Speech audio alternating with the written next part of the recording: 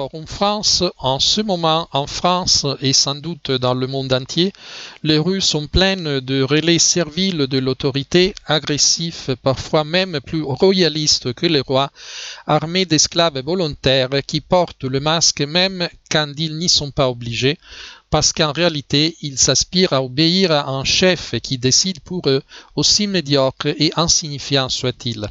Une armée de soumis, esclaves volontaires cachés derrière le masque. Forum France vous propose un texte basé sur un article de Claudio Risé, un renommé professeur, sociologue de la communication et psychologue chrétien, auteur de nombreux ouvrages de psychologie sociale et éducative. Bonne écoute. Beaucoup de gens gardent le masque même si la loi ne l'impose plus. Et s'il n'y a pas de motif sanitaire pour le faire, ce sont les disciples typiques des aspirants tyrans, heureux d'obéir sans savoir à se prendre en charge. Disons la déplaisante vérité. Ces mois-ci, certains de nos compatriotes, en dehors des raisons sanitaires, aiment porter un masque et même aiment beaucoup cela. Non pas pour montrer leur personnalité authentique, cachée par les conventions habituelles, comme c'était le cas dans la commedia dell'arte italienne, mais pour la cacher complètement, ou plutôt feindre de n'en avoir aucune. Pas même pour innover courageusement avec des idées et des visages nouveaux, mais pour obéir à l'arrogant chef. On voit ainsi de jeunes et de vieux en excellente santé s'aventurer circonspects dans des territoires à zéro Covid-19, cachés derrière leur sombre et impersonnel masque de service. Prêts à réagir aux nouvelles explosions infectieuses, comme le disent les médias pro-urgence. Il ne semble pas que ce soit les médecins qui stimulent ces comportements anxiogènes et cliniquement dénués d'essence. Certes, les semaines d'émissions télévisées avec des mises à jour en temps réel du nombre de morts ont eu leur effet sur les usagers confinés dans la maison, les rendant inquiets à juste titre. La peur de la mort, une fois éveillée, devient une compagne plus assidue et plus insistante que la quiétude stoïque, qui se laisse déloger par l'anxiété sans opposer trop de résistance. Le fait que, plus d'un mois après la fin de la phase active de l'épidémie, la peur de la mort règne encore un maître, montre toute l'ambiguïté de la gestion psychologique qui lui a été donnée par les gouvernements. Cela montre aussi comment, dans les cas d'éventuelles urgences futures, il n'est pas opportun de s'appuyer sur des personnes et des institutions qui, en quelques semaines, ont transformé un pays actif et industrieux en une nation effrayée et désorientée qui risque de sombrer. C'est un état psychologique qui, pour des dirigeants sans scrupules et sans véritable programme, a l'avantage d'être beaucoup plus dépourvu de principes ou d'idées. Comment se fait-il alors que tant de gens soient prêts à porter les masques comme l'exige le pouvoir établi? Le fait banal est que malheureusement beaucoup de gens aspirent à obéir à quelqu'un qui les commande, sans avoir à se prendre en charge.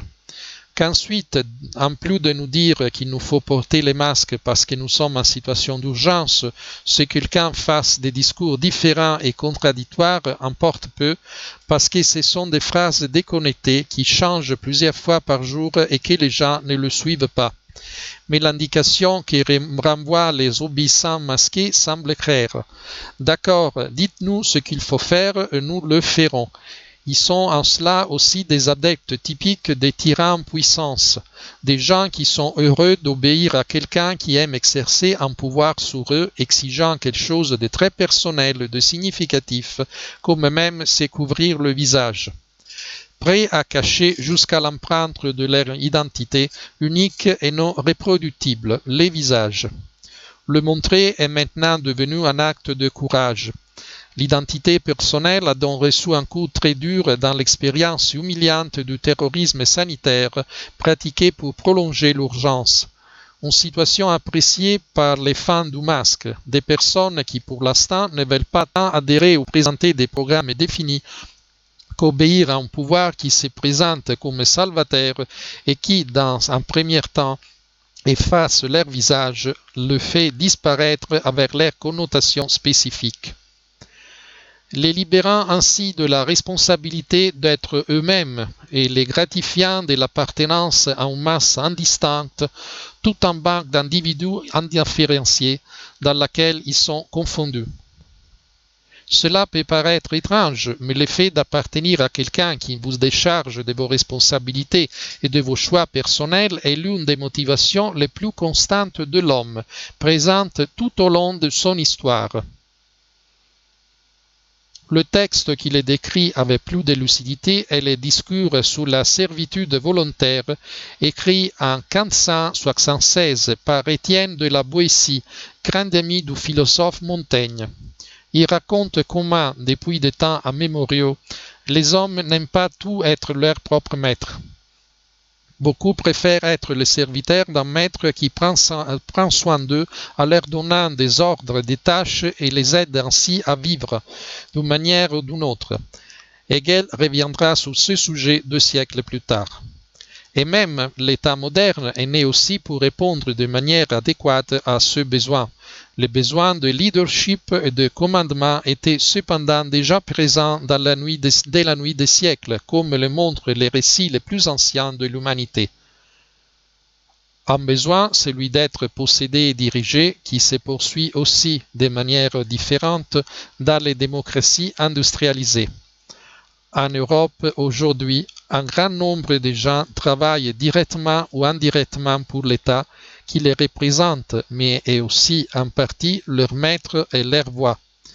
L'enfermement obligatoire dans les maisons et la suspension substantielle de toute activité pendant une longue période, ainsi que le pouvoir étatique géré selon une clé obscure pour augmenter la peur et l'obéissance des gens, ont ainsi produit une sorte d'effondrement du sens du soi, de l'autonomie des individus.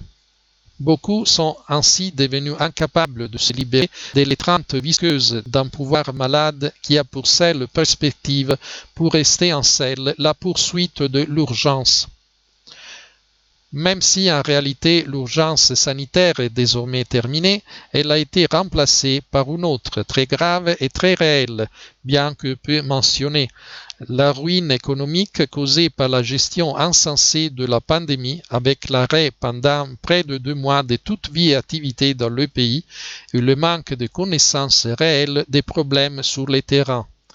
Le masque sanitaire, qui est devenu presque obligatoire dans l'urgence sans fin, revêt donc une importance historique. Dans la longue histoire du masque personne, ce que vous endossez, le vêtement, a toujours représenté, depuis la culture romaine, la carte d'identité, le signe qui dit qui nous sommes et donc quels sont nos droits. Le masque, comme l'explique le philosophe stoïcien Panésios, révèle le sens de la personnalité individuelle, les soustrayant à l'uniformité de la masse informe et en attribuant à chacun sa physionomie et ses particularités spécifiques, d'où les masques de guerriers, d'animaux et autres. Pour la première fois, on impose un masque personne qui, au lieu de révéler qui vous êtes ou à qui ou ceux qui vous inspirent, efface votre identité derrière celle du conformiste sanitaire, prêt à oublier, comme le lui demande le chef, toute foi, toute identité, tout enthousiasme, à condition de sauver sa peau, que d'ailleurs personne ne menace pour l'instant. Un masque de peur et de lâcheté pour effacer toute possibilité de développement en tant que personne libre. Merci pour votre attention. Suite à la réduction des activités économiques, je suis sans revenu pour plusieurs mois. Pour bénéficier d'autres vidéos introuvables ailleurs, merci de soutenir Forum France en utilisant le lien à l'écran. N'oubliez pas de partager sur les réseaux sociaux. Pouce à l'air et à bientôt.